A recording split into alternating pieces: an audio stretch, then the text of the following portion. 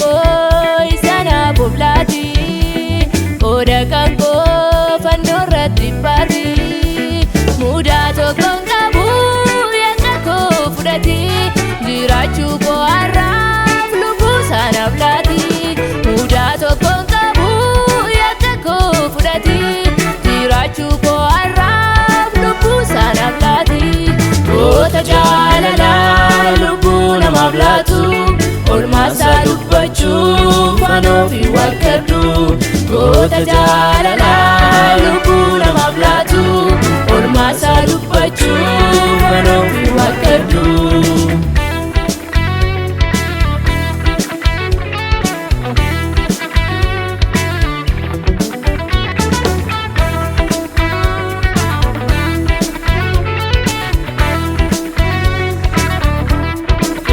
Koo fudhatee bakka koof kuusee qulqulluu dhiigasaa sanaaf jedhee roobsee kan inni dhiphaati waa'ee koof jedheeti dafqa dhiiga makaa buusuun sanaafi kan inni dhiphaati waa'ee koof jedheeti dafqa dhiiga makaa buusuun sanaafi kan inni dhiphaati waa'ee koof jedheeti dafqa dhiiga makaa buusuun sanaafi kan inni dhiphaati waa'ee koof jedheeti dafqa dhiiga makaa buusuun sanaafi kan inni dhiphaati waa'ee koof jedheeti dafqa dhiiga makaa buusuun sanaafi goota jaalalaa lubbuu namaaf laatu olmaasaa dubbachuuf anoofi wakkadhu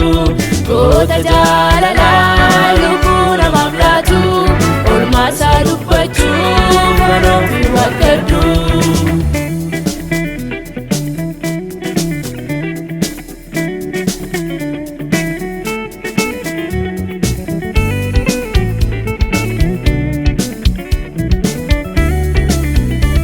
Yaaddoon koo hundinuu dhiphina isaan darbee lubbuun koo siisaanii jireenya kan arge gadi ba'ee ture jireenyicha keessa Yesuusin argate isaatti tol keessa gadi ba'ee ture jireenyicha keessa Yesuusin argate isaatti tol keessa gadi ba'ee ture jireenyicha keessa Yesuusin argate isaatti tol keessa gadi ba'ee ture jireenyicha keessa Yesuusin argate isaatti tol keessa gadi ba'ee ture jireenyicha keessa Yesuusin argate isaatti tol keessa goota jaalalaa lubbuu namaaf laatu olmaasaa dubbachuuf anoofi wakkadhu goota jaalalaa lubbuu namaaf laatu olmaasaa dubbachuuf anoofi wakkadhu.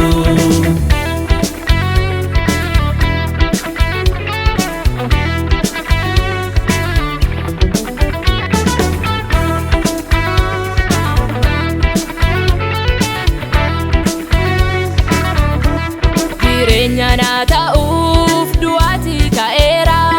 ulfina naa ga'uuf mirgabbaas ba'eera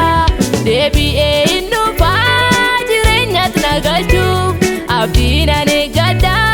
garaan koo hin shakku deebi'ee hin dhufaa jireenyatti na galchuuf abdiin ani eeggadha garaan koo hin shakku deebi'ee hin dhufaa jireenyatti na galchuuf abdiin ani eeggadha garaan koo hin shakku deebi'ee hin dhufaa jireenyatti na galchuuf abdiin ani eeggadha garaan koo hin shakku deebi'ee hin dhufaa jireenyatti na galchuuf abdiin ani eeggadha garaan koo hin shakku.